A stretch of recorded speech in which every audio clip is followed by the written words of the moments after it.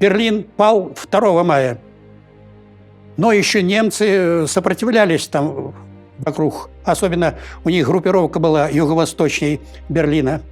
8 мая мы летали целый день, сопровождали своих штурмовиков, сами участвовали в штурмовках. Ну, как обычно, к концу дня ужин, 100 грамм. И знаем, что вот должно быть, значит, конец войны. 2:30 ночи, 2:30 ночи. Слышим канонада со всех видов оружия. Зенитки, автоматы, пулеметы. Пальба сумасшедшая. Что такое? Глядь в окно, стреляют, пуляют. Думаю, немцы напали на наш гарнизон. Я своим хлопцам говорю, тихо, будем выходить потихоньку. И в коридоре, значит, сноп света с соседней комнаты. Ну, тишина, никого пока нету. Я потихоньку иду, смотрю, заглядываю тут в комнату. Там свет горит. Смотрю, Витька Лихачев, это командир 2-го звена, стоит уже с бутылкой и кричит: «Ванюш, победа!» Я говорю, что такое? Победа! Немцы подписали акт капитуляции. Но все. Тут, конечно, уже не сон.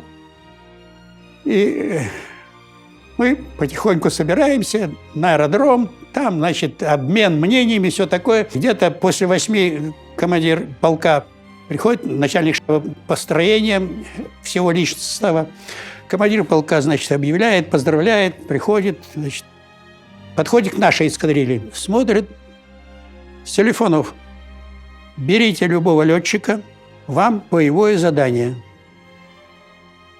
Мать родная, День Победы, 9 мая, задание.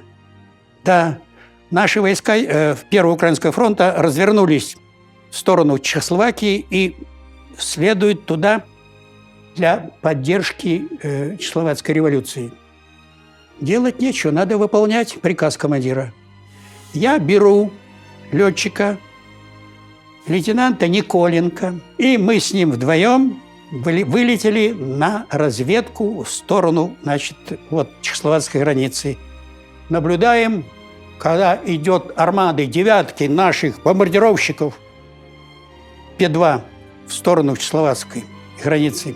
Мы выполнили разведку, где, что, как наши войска прилетели, произвели посадку, доложили командиру и включились в общий процесс празднования Победы. Вот это 9 мая. Дорогие мои внуки и правнуки, растите бодрыми, осваивайте свою специальность.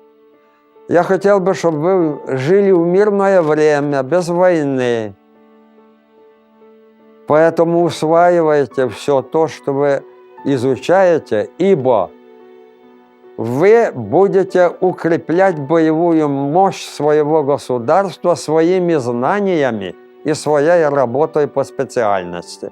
Это очень важно. Вы знаете что, ребята? Любите Родину. Любите своих друзей. Любите свою семью. Любите свою землю.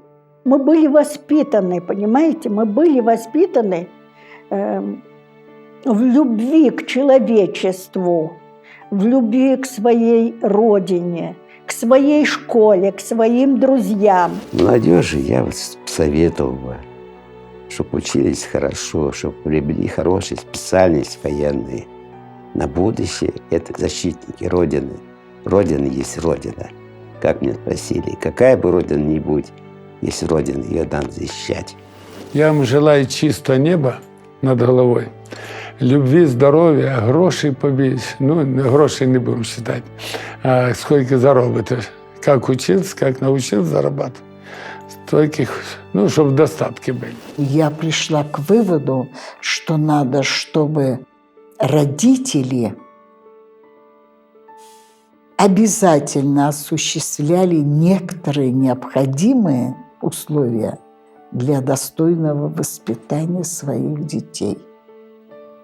Первое – это, конечно, трудиться.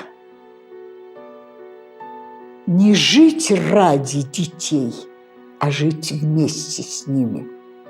Трудиться всем, трудиться много. Труд создает человека. Вот это надо помнить. Что можно пожелать? Мира, чтобы был мир, спокойствие людям. Слава Богу, смотрите, как мы неплохо живем, в принципе. Есть чего кушать, есть чего купить, одеться и так далее. Работа у людей есть. Мы приближаемся с вами к 70-летию Великой Победы в Великой Отечественной войне. Надо отметить ее, соответственно, так, чтобы 70 лет не было войны и чтобы и дальше ее не было. Желаю вам счастья, успехов!